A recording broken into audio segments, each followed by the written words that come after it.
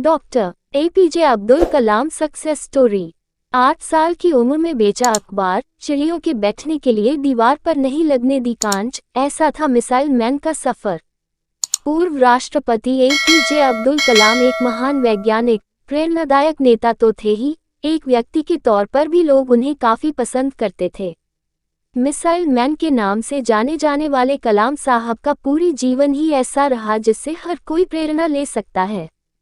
उनका जीवन खुद में ही एक पाठशाला है, जिसने भी उसका अनुकरण किया वह जरूर सफल होगा। उनके जीवन से हमें ईमानदारी, संयम और परिश्रम की सीख मिलती है। उन्होंने जिसके साथ भी काम किया उनके दिल को जीत लिया। दूसरे के लिए इतने प्रेरणादायी कलाम का खुद का जीवन बहुत ही कठिनाई में बीता।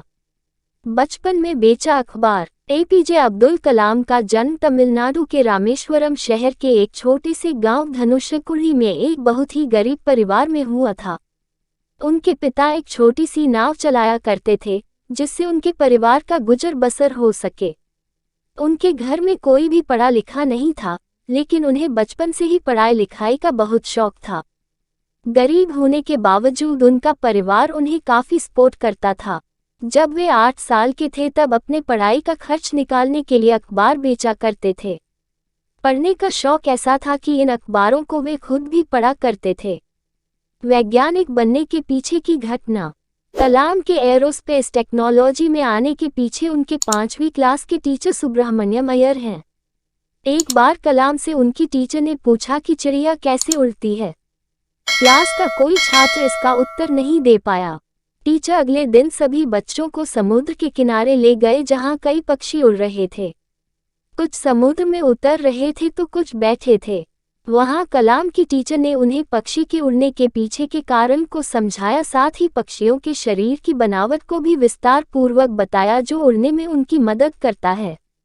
टीचर के द्वारा समझाई गई ये बात कलाम के अंदर इस कदर समा गई कि उन्होंने 333 तय कर लिया कि वो उड़ान की दिशा में अपना करियर बनाएंगे।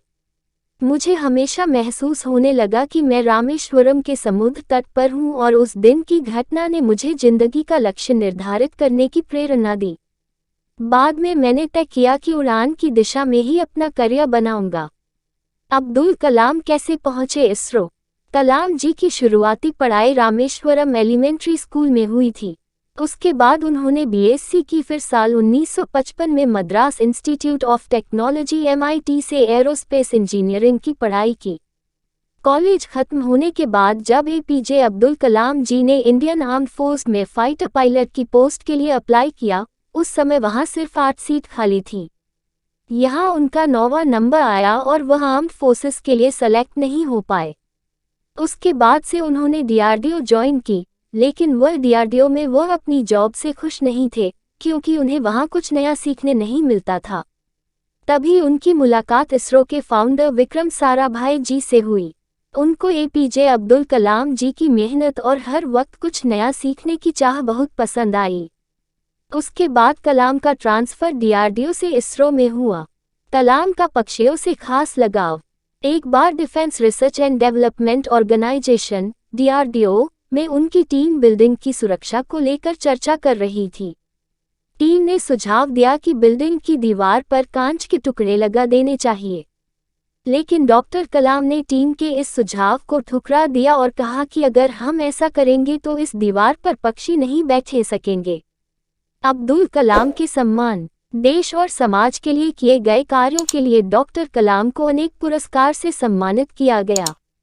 लगभग 40 विश्वविद्यालयों ने उन्हें मानद डॉक्टरेट की उपाधि दी और भारत सरकार ने उन्हें पद्म भूषण, पद्म विभूषण और भारत के सबसे बड़े नागरिक सम्मान भारत रत्न से सम्मानित किया गया।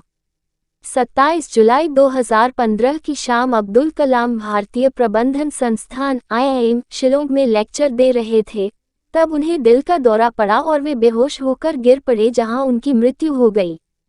अगर आपको ये कहानी अच्छी लगी हो तो लाइक करें, चैनल पर नए हैं तो BN हिंदी स्टोरी को सब्सक्राइब करें, नोटिफिकेशन बेल चालू कर लें जिससे आगे आने वाली वीडियो का पता चल सके। नीचे कमेंट करें आगे आप किस तरह की स्टोरी देखना पसंद करेंगे।